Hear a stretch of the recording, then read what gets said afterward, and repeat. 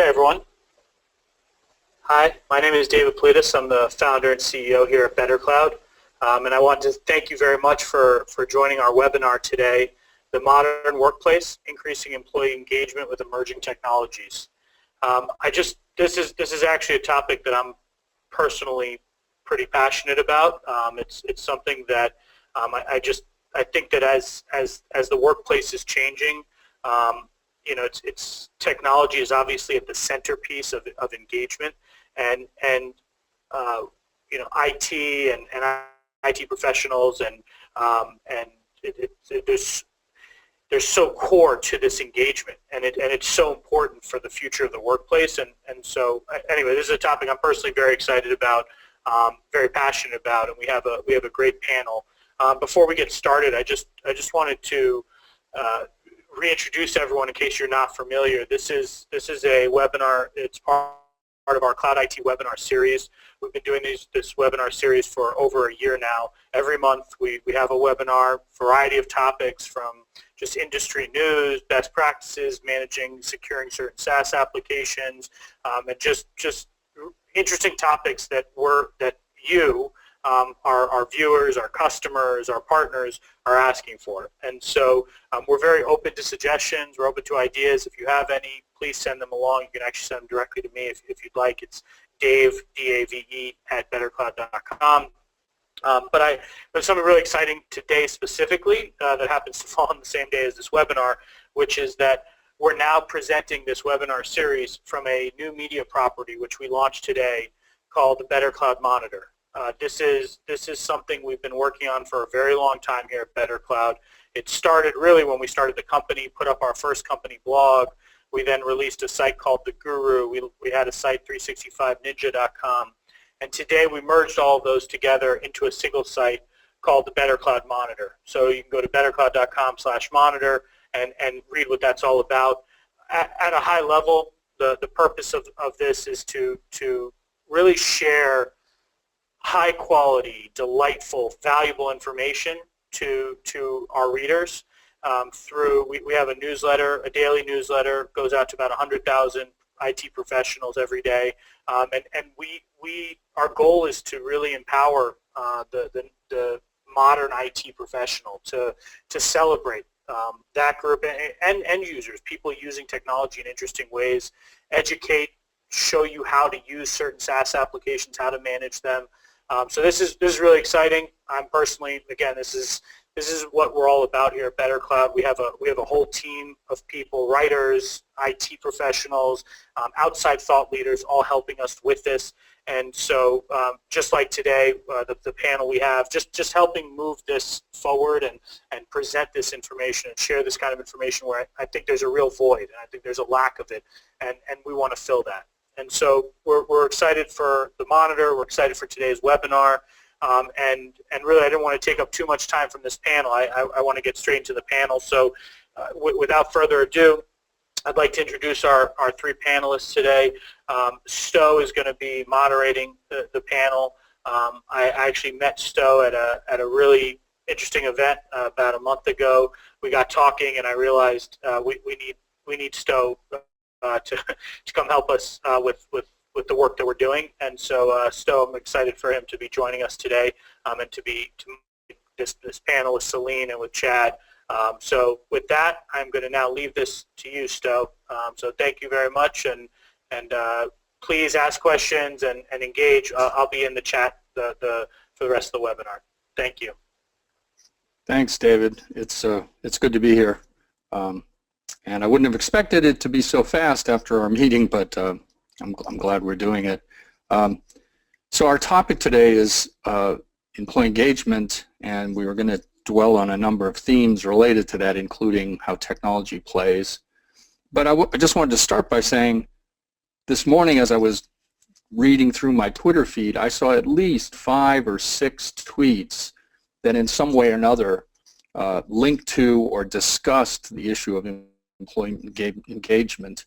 And since that famous Gallup article of a couple of years ago, now I guess a year and a half ago, stated that only 27% of U.S. employees were actively engaged at work, that has become a critical factor in management thinking and the concerns of everyone involved in the workplace. So I'm glad to say we have one of my dearest friends joining us today, Celine Schillinger from Sanofi Pasteur, and one of my newest friends, Chad, who's joining us as well. And I'm going to let them introduce themselves briefly and talk about what they do at their companies. To start off, Celine, could you start, please? I think you have to turn your unmute back on. Exactly. Thanks. So hi, thank you very much, Better Cloud and Stowe and everyone for having me in this panel, in this discussion. Engagement is very dear to my heart. It's been my job for now a few years. I work in a vaccine company that belongs to Sanofi, so a very big pharma group. And it's a global company. We have engagement problems like every other big company, I suppose. And my work is around, is really about helping the company move from a push to a pull model, as John Hagel describes. And technology is certainly extremely useful in this respect. It's not the only lever, far from that. And I'm happy to have this discussion with you guys over this coming hour. And Chad, please. Yeah, hi everyone. My name is Chad Smith. I'm a principal at Maven Wave Partners. Maven Wave Partners is a management and IT consulting firm headquartered in Chicago, Illinois. We focus on a variety of different business areas, but the one I'm heavily involved in is our Google practice. So we work with large organizations to deploy Google apps, so Gmail, Calendar, Drive, etc. And my role on the Google team is actually working with organizations once they've gone live. After the deployment, how do we continue to drive adoption? How do we continue to engage employees? And so while Google is kind of the tool we use, our focus really, again, is also trying to drive up employee engagement and how are the other ways we can expand beyond the Google ecosystem. Excellent. Well, I guess one place to start is to get at the big question. What are the causes of employee engagement? Pardon me, the causes of employee disengagement, which is more apt. And I want to start just by making one comment that there's a great psychologist, sociologist, Hertzberg, who made the case that people could be actively engaged in their work personally. You know, they like their job, they like what they do, they get along with the people in their team, but they can still be disengaged relative to the company as a whole or their concerns about senior management's direction in for the company and so on. So we have to actually talk about engagement and disengagement as two factors that could be not necessarily both negative or both positive. They can be positive or negative independently of each other. But what we're really concerned about is disengagement. So I'll start with Celine again.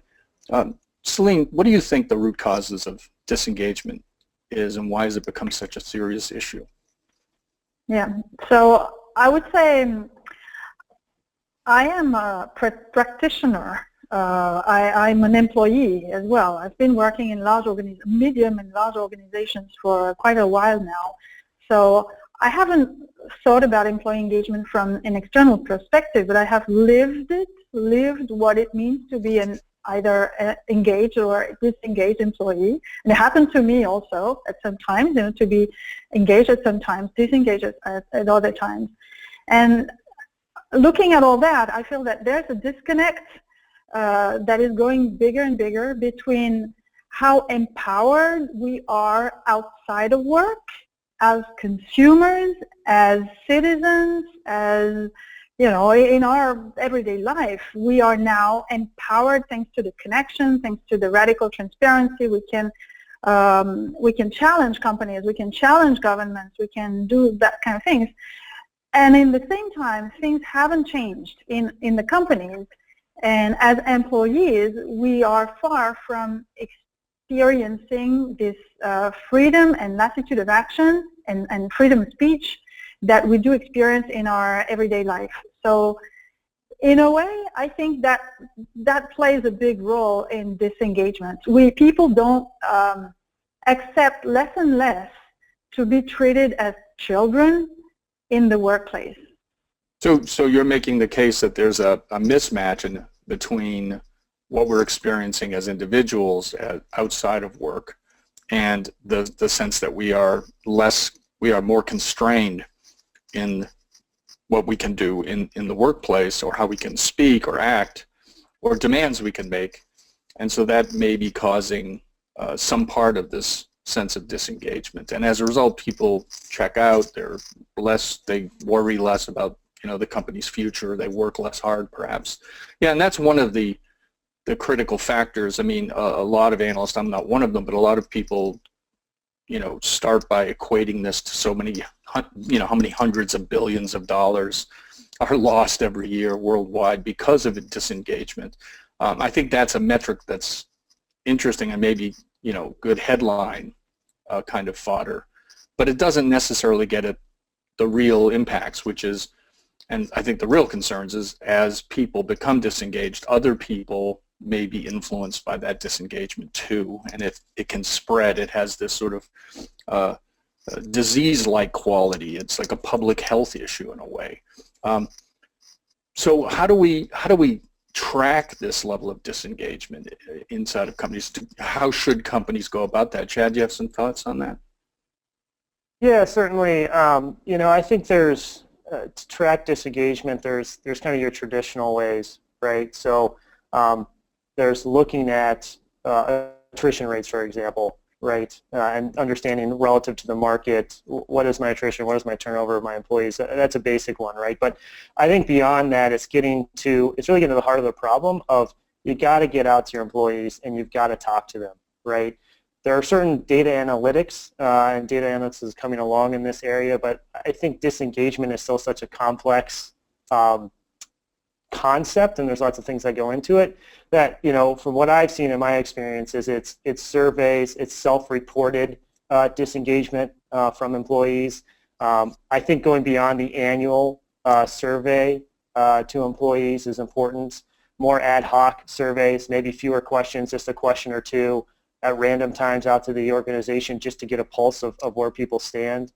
And then I think it's interviewing, going out and interviewing those employees to understand, how are things going, what's going well for them, what could be improved on a variety of different topics.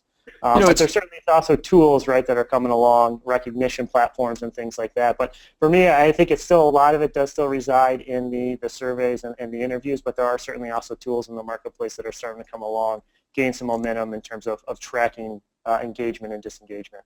Right. So like in social psychology, it's been long understood that people will react differently to the questions when they're being asked face-to-face by someone from HR or their boss, let's say, as opposed to how they respond anonymously with a form on a screen, for example. So, one of the concerns, and I think that one of the things that's driving the adoption of various technical solutions of the sort you're talking about, the quick pulse surveys that people send out, companies now are starting to send out on a weekly or monthly basis as a way to sort of keep your finger on the pulse. In fact, a lot of the companies call these pulse surveys. Keep your finger on the pulse of what's going on in the company.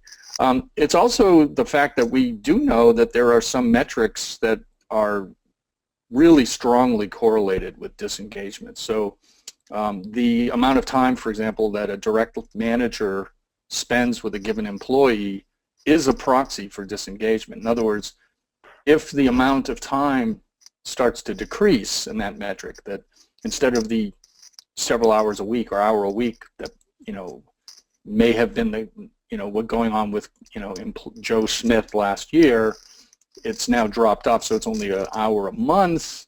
That starts to suggest, that's an indicator of possible disengagement, or a very likely predictor of actual disengagement. So some companies are actually using that kind of measurement, and so they track things like meeting times that are stored in the data of the company's a calendaring system, for example, and these things can be tapped and tracked and used to head off potential issues. So what else could business leaders do aside from the use of tools and interviewing and direct interaction with specific individuals? Are there active actions that they can take, and are there initiatives that companies can take that can be effective at a high level and as a result have an impact across the company? What do you think about that, Celine? So just to complement your previous answer on metrics, I think there are very obvious metrics we haven't talked about that are great metrics to track engagement, that are business performance. I mean, don't go further than that. How many customer complaints do you have? How timely is your response to those customer complaints? How much is your defect rate? How high is it? What is your quality? And the fact that I have been hired to work on engagement by the quality department at Sanofi Pasteur is make no mistake, that's one of the most obvious areas to look for indicators of employee engagement. And it's actually a great place to start also. Start working on, because another cause of employee disengagement that we didn't really mention is probably related to the fact that leadership culture and actually management culture and the focus on replicability and predictability of organizations have led to those heavy bureaucracies that we know in big companies where people at the top or experts plan, make sure that the future is kind of predictable, and make sure that everything is organized so that we meet what we believe will happen, right, or the customer's expectations, or etc. So then the whole pool of employees are just here to implement what the leaders or the top experts have decided they should implement, and that leads to a very high proportion of disengagement, where we ask people to basically take away their brains and put it aside when they go to the office in the morning, and take it back in the evening when they go back home. Right. And during the day, apply the procedures and do what they're being told to do, etc. So I think, to answer your last question, what can we do? There's obviously work on, tools can help, of course, and there's absolutely great tools on the market to foster connection and more, empowerment, visibility of people who do great things, etc. But it starts with a profound shift in mindset and in leadership. The way leadership is done right now, this top-down, prescriptive, linear things where we consider organizations as machines and people as interchangeable operators, is broken. Right, the machine model. But I think there's a deep, dark secret lurking behind all this, and it's strange that as much as people write about and talk about disengagement, it's not generally the case that people go back to the actual social science research on the topic, and the deep, dark secret is the primary cause of employee disengagement is bad managers. That is, they are disengaged specifically because they don't feel well regarded by their boss. They don't believe their boss is trustworthy. They don't believe their boss has their best interests at heart, and so on. There's a long list of specific threads in this, but there's an astonishing amount of research. And so the deep, dark secret is, it's not solely the fact that, senior management, the elite of the company are, approaching everything in a machinery-based, model.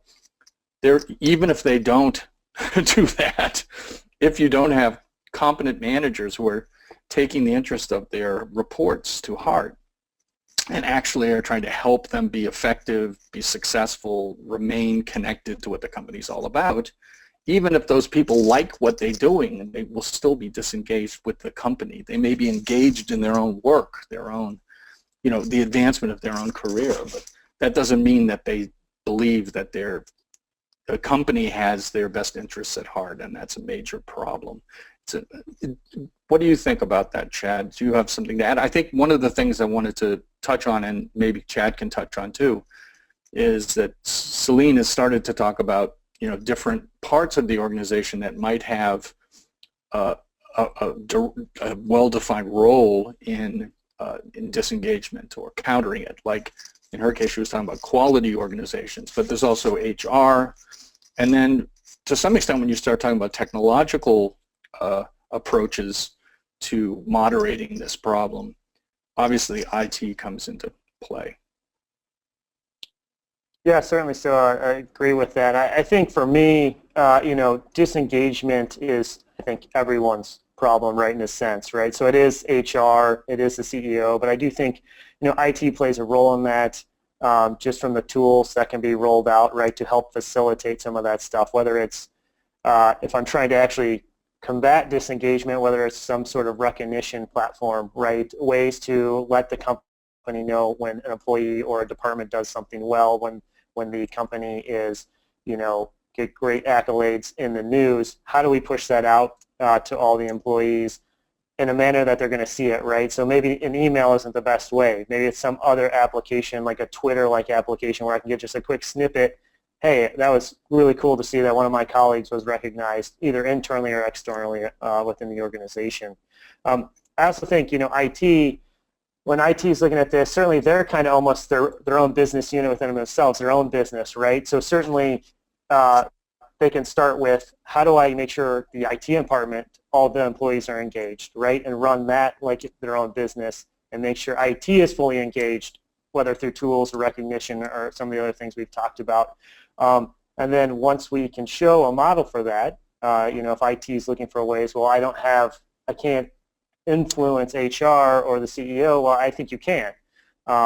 Show how you do it within IT, and then show that as a model to then be rolled out in other areas of the organization. So I've certainly seen that work well, and I think that's where you can continue to empower even people within IT that think, hey, how do I make an impact?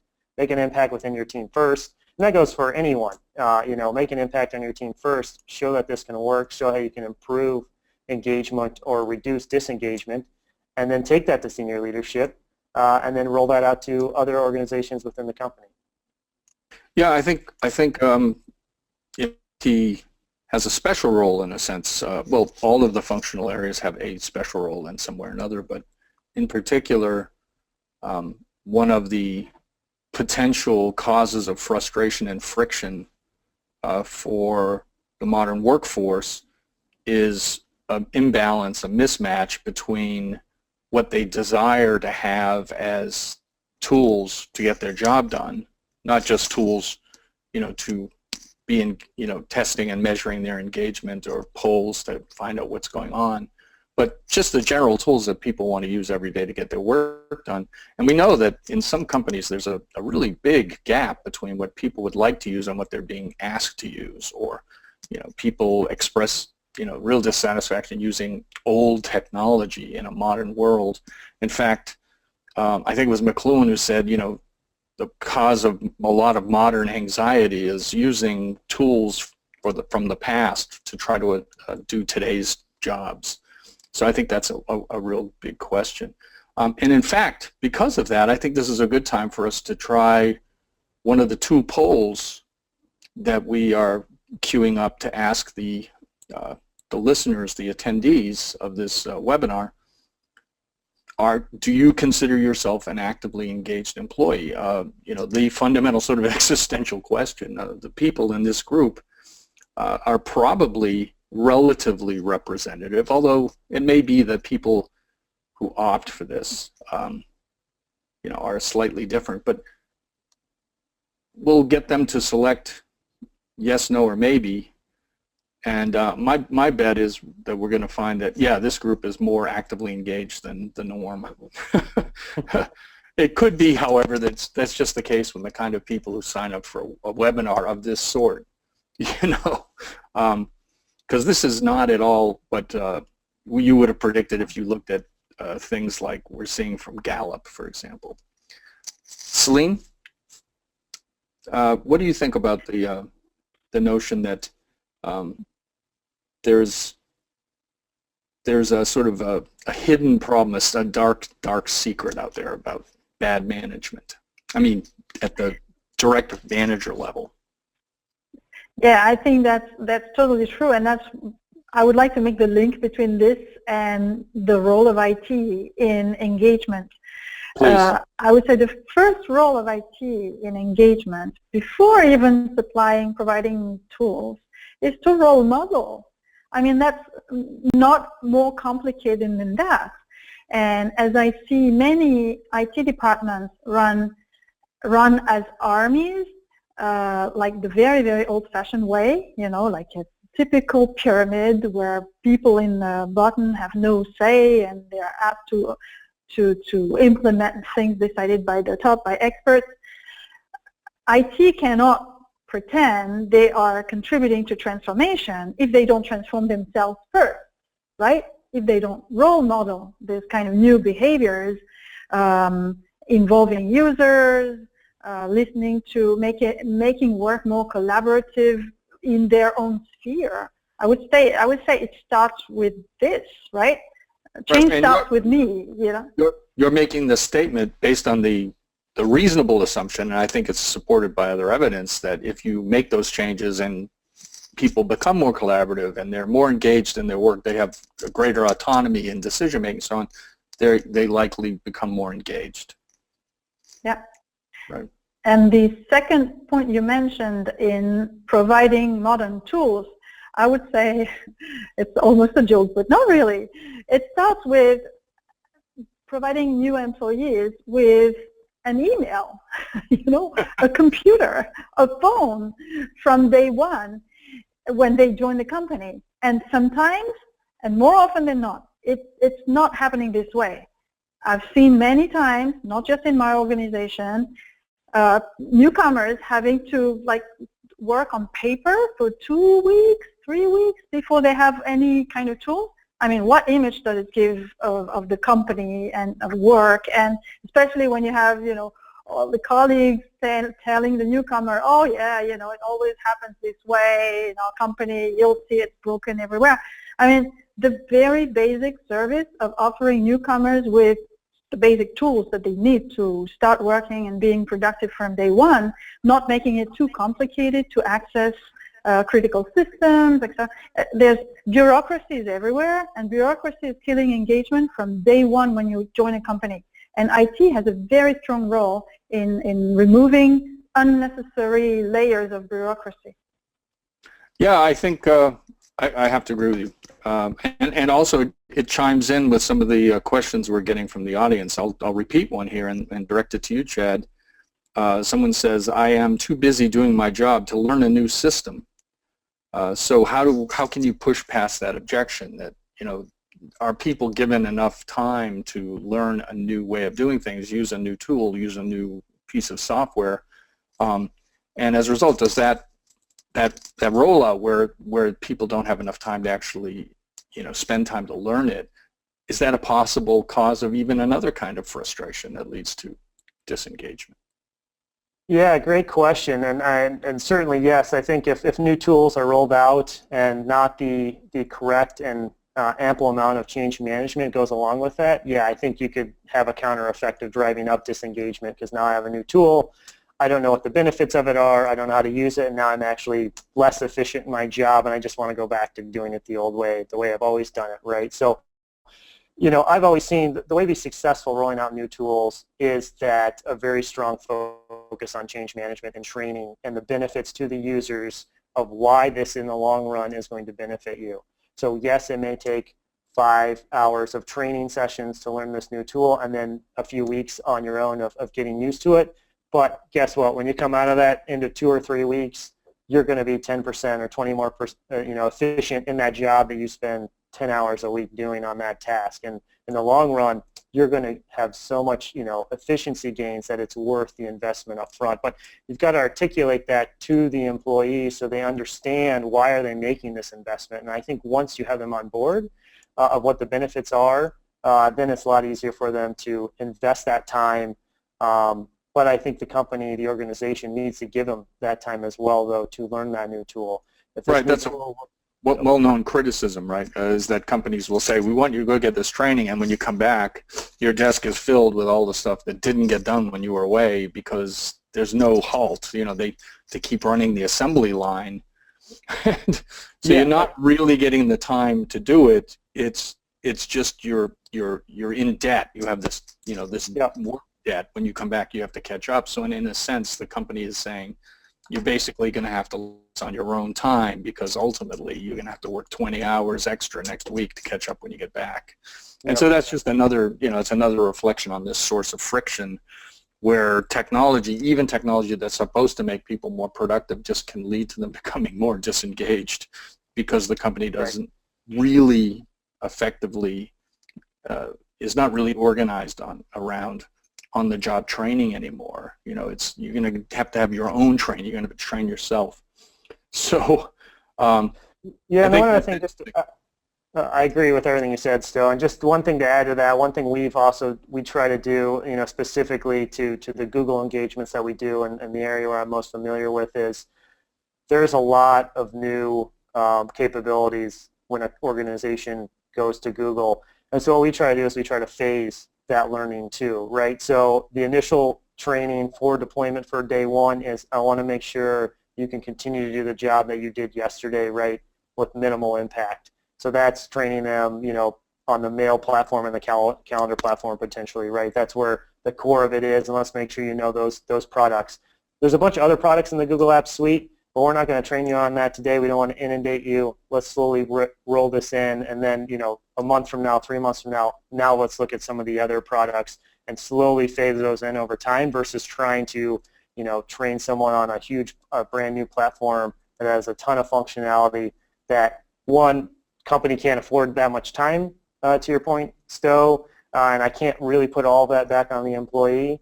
But at the same time, I do want to eventually get the full capabilities of that platform, so I'm going to phase that in over time. I think that's another approach, too, that we've seen be very successful in trying to limit the amount of time I'm taking the employee away from their day-to-day jobs, but also giving them the information they need to be effective from day one that new tool is in place. Yeah, Chad, I'd like to continue that discussion. One of the questions we have that I think is really pertinent is when you think about that set of ideas that you were developing and also put into the mix the notion of bring your own device policies in the organization. So it's one thing to say, yes, we have a bring your own device policy, but then we have to do something to your phone or your tablet or whatever it is. But then the people still need to be trained, right, on how to do things with the new technology you've put on their iPhone, let's say. And so how do you do that? How do you actually, you can't just have a policy that says you can have a phone of your own, we'll put some software on it, you're on your own now.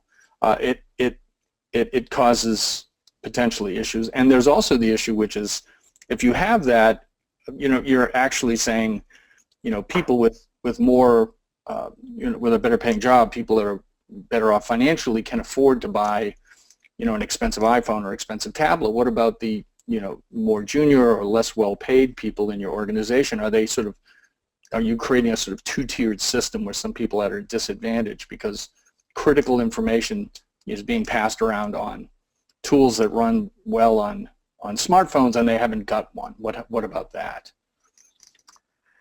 Yeah, no, those are great questions, Stowe. So yeah, on the BYOD policies, it's interesting because I've actually worked with quite a few organizations, and they vary vastly kind of in what their BYOD policies are. I do think the tools that are out there today to do kind of MDM, so mobile device management of tools have gotten a lot better. So there is a little bit of that behind the scenes. I can push policies to your phone So as an organization, if I take a step back, yes, I'm going to allow my employees a BYOD policy. What I need as an employer is just to ensure that the company data they have on their phone is secure, right? Usually that's the most critical piece. And so there are tools out there. Google has MDM built into it natively. There's other apps, AirWatch and others that do MDM capabilities where you can push device policies, right? Locking a screen, ensuring they're password protected, encrypting the device with little knowledge by the user. Now, they do have to accept, right? They have to acknowledge just so, because they have to be aware that their employer is manipulating their phone. But I think the mobile apps too themselves are getting closer and closer to the web version that we're seeing, right? So when we train on the web version, a new tool, lots of times the mobile apps are usually fairly intuitive relative to the web version, but I do think that is a factor in change management that should be looked at.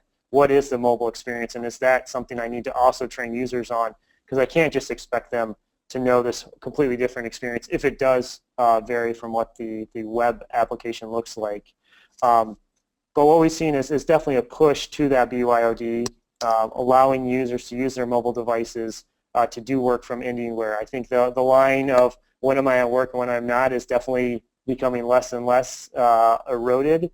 And so lots of people are not working 8 to 5. They're working whenever they need to work from wherever they happen to be at that time. So I think we need to empower employees. We need to make the technology as frictionless as possible for them to just do their job.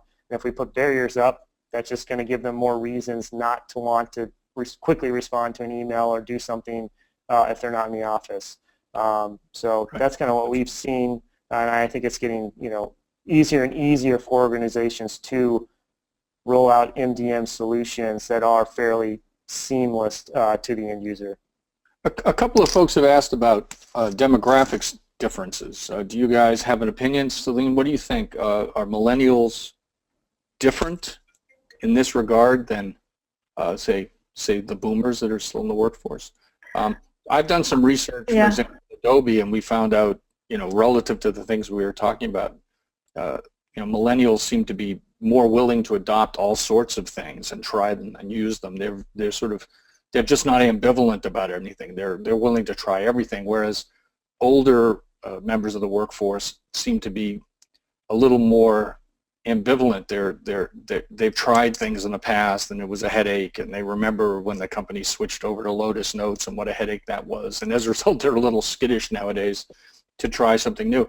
Do you see that to be the case, or is that just apocryphal? Well, it's the general idea we have, but in practice I see people who've been there for a long time and who are definitely willing to try new things, and at the same time I see young employees, in their early 30s who are not willing to try anything and who are happy, not being on any social network. So I would say it's really hard to generalize on those trends. But one point I'd like to make is that we shouldn't mix engagement and adoption.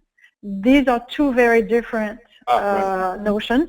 I think this is not the same, and the measuring engagement through adoption is a way is narrowing the focus and seeing engagement through the lens of tools, and I think it's very reductive. And giving time to employees to learn new tools, yes, definitely it's important. But if those new tools haven't been chosen by them, and in the BYOD policies, the good thing is that you have de facto given the choice, because they made that choice before and by themselves and brought their tools to the company. But what I mean is that if you don't involve employees into brainstorming about the tools, what are the best tools for them to do the work, and what comes before the tools is the purpose. And I saw a very good comment from the audience about this. The purpose, what is the meaning of work? What are we trying to achieve? Tools will come, almost really behind this.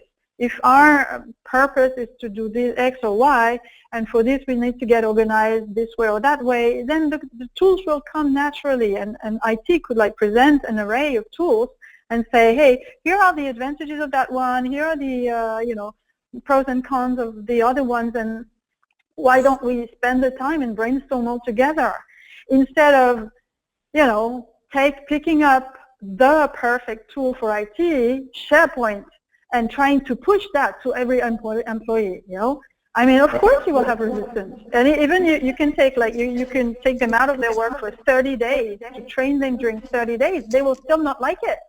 And you will have an adoption rate which will be still very low. And so you may complain, or you may try to find incentives for people to go more, to be more present on the tool, but the impact on your business performance will be really low because you didn't tackle the right problem, and you didn't do it the right way.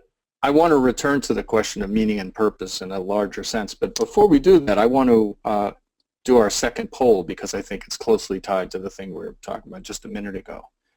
So, exactly.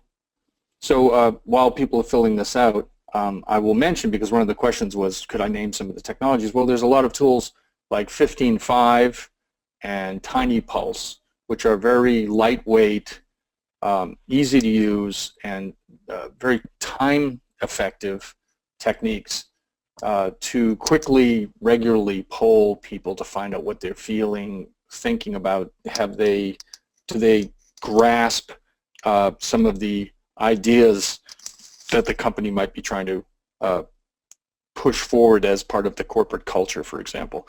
And so there's a long list of these. It's a very interesting sort of exploding area, which I call culture management.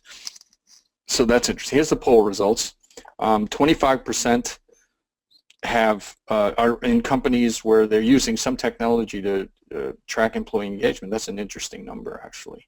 No, 66%, and 9% I don't know. Well, that's interesting too. But that still says that it's roughly 75% are no or I don't know. So that's sort of in a sense, sign of how far we have to go before the concerns about engagement wind up leading to companies taking an active, very obvious, and open approach to trying to find out what's going on. And so it seems that we have a long way to go. What do you think about that, Chad? What do you think about those numbers? Yeah, I'm not surprised by those numbers. A quarter saying yes, that's probably what I would have imagined it to be.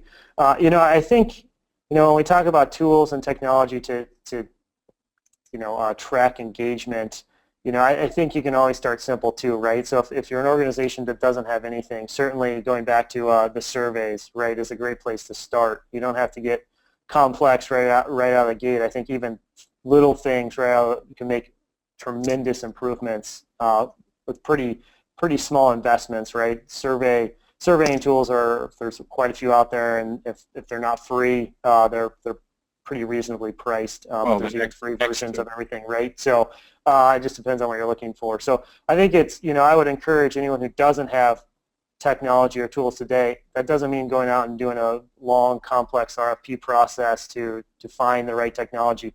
Just start simple. Start with some surveys, those quick surveys, right? 1 or 2 questions. Start tracking there, and then from there, once you outgrow that, then you can start looking at maybe some more of the advanced tools that track some of the more advanced metrics Stowe and Celine mentioned earlier on the call. It turns out that this is kind of a minefield, however, because one of the sources of friction that a lot of HR research has led to was the idea that if companies create a survey and spend some amount of time, and people are all aware that here's the annual survey or whatever. If the company doesn't relatively quickly take action based on the kinds of complaints that may be surfaced in those sorts of things, then it has exactly the opposite effect that was the intent, and it leads to an actual higher degree of disengagement, because it's, once again, it can become another piece of evidence that senior management or the HR staff or whoever doesn't really want to listen to our complaints. They're just going through the motions, and this has been a problem. In fact, you mentioned earlier, Chad, the notion of creating employee recognition systems, and those have had the same kind of backlashes as well, where people think of it as just something that's papering over, real problems, and it's not sufficient to reach out and say, this guy did a great job this month, whereas the other 3 people in the group who might have been complaining about, safety issues or, a poor way of managing meetings or whatever it is that, leads to, negative results, they don't get listened to, and somebody else is getting recognition, and it just, it can accelerate the decline of morale and so on. So yeah, I certainly agree with that. Yeah, I agree with that, Stowe. I mean, to me, everything is about how you implement it, right, and the purpose behind it. I think even the best tools, if they have the wrong intent, aren't going to accomplish what you want to do. And I think what my point, what I was trying to make was, even there's some simple tools, as long as you have the right intent and it's genuine and you're really trying to decrease disengagement.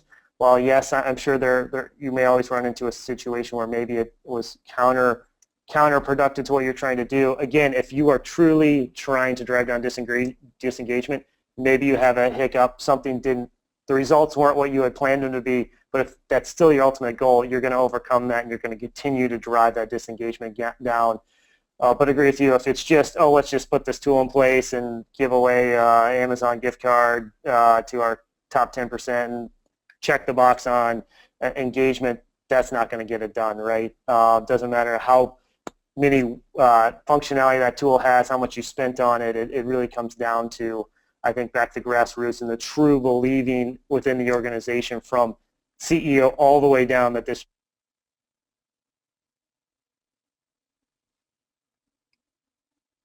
every single time, but we're going to continue to improve. We're going to look at our own organization and how we continue to drive that disengagement down. So, but I agree with what you're saying. No, you're right. It's a matter of how effective you are at actually achieving what you're trying to do. But the problem is, if nobody's paying attention and if they are in fact going along just paint by numbers, then it's going to have a negative impact. It won't help. So I just want to quickly, last sort of general question before I'm going to ask you guys for your sort of one-liner to close this off. But I wanted to return to the topic of meaning and purpose.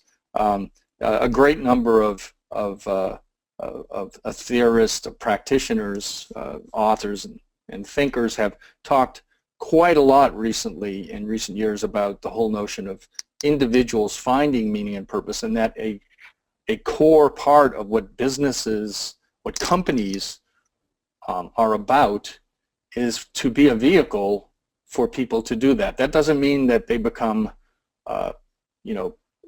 companies are not in the business of becoming families. You're not worrying about every facet of an individual's inner being. But on the other hand, since they are coming to work, for them to try to find meaning and purpose in that is an essential thing for the company to be able to support. And to the degree that they don't, or the degree that they stifle that, this is potentially one of the major factors in people's dissatisfaction with their jobs or their businesses, the companies they work for.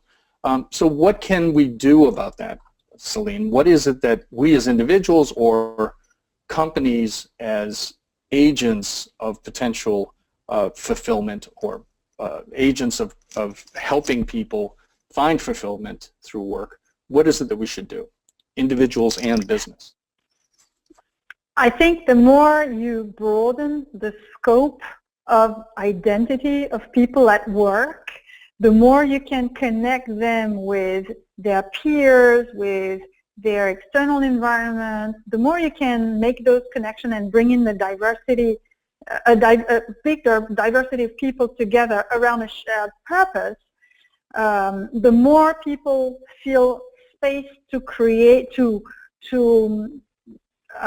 grow and to feel engaged. And instead, if you leave them as cogs in the machine, in their little box, their little department, you will continue to see this, and you can add whatever benefits or gift card, whatever you want, you will not change anything. So working on engagement is about opening up the horizons of people, but it's not like letting go. It's about bringing people around something that they built together. So the role of IT in this respect is extremely important as a role model, as I mentioned before, but also to enable flawless connections in an as easy way as possible. And that's why customer centricity is important, because it's not about adopting what IT thinks is good. It's about listening to what people think is good and trying to enhance and enable that and bring in the people who are a little bit late in adoption so that they too can be connected to the rest. So it's about building those purpose-based connections where I think IT is really playing a crucial role. Well, that's helpful. Thank you very much, Celine. So the last thing I'd like us to do in the remaining few minutes, and trying to be aware of people's time constraints that they want to get off at the top of the hour. Chad, I'd like you to be the first to sort of offer your walkaway, your final recommendations, something that people can take away from this. So if you have like a 1 sentence or 1 minute kind of answer to that, I mean, what do you think is the most critical thing for people to think about with regard to this large issue? Yeah, sure. Yeah, so I'll just close with this. And Celine, I agree with everything you were just saying. I think it's about shared objectives, shared goals as a team. And I think it's about organizations becoming more open, more collaborative, especially within the four walls of your organization, even more so externally. But I know that brings even some additional concerns. But I think within an organization, the ones I've seen be successful, the ones I see that have engaged employees, are the ones that share information openly internally with everyone. And we see that especially in the area that I work in, specifically with collaboration and Google. Once you break down those interior walls and let people collaborate across teams, and you share information with everyone, trusting them with that information, that just engages people, empowers them. One, they know what's going on in the company, and two, they feel like you trust me with this information. It's information maybe if I worked at another organization, they wouldn't share with me, and I feel like that makes me more part of the team and part of the company and know where we're going. So that would probably be my closing thoughts, is really just, I think one of the biggest ways you can drive up engagement or drive down disengagement is openness within a company, collaboration, team goals, sharing of ideas across teams, and really everyone driving towards the same objective, regardless of whether you sit in IT or HR or in manufacturing or wherever. We're all here to accomplish the same thing, and let's go accomplish it together. Celine, I'll give you the same opportunity to have a sort of closing statement. I totally agree with what Chad just said, and to add to this, I would say it's about bringing people together, not just with their head, but also with their heart. And how do you bring people, head and heart, is by showing authenticity, is by showing your true self. And as leaders, it can be sometimes challenging, because leaders have grown up, have moved up in the hierarchies by being in total control, by being, the people who managed, who predicted well, and who had their teams run well as an army.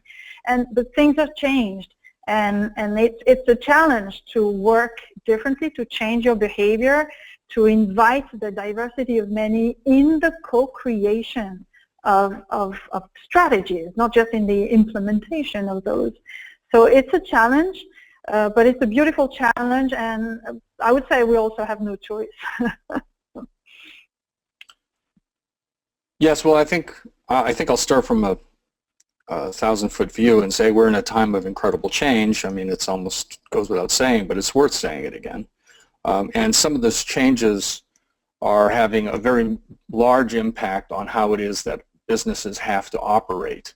So there's a lot of things I could point out, but relative to the discussion, I think the things that are most salient is businesses are being forced to become more agile, to become more fast and loose, as I say, be able to change what they're doing and innovate, invent new business models and so on.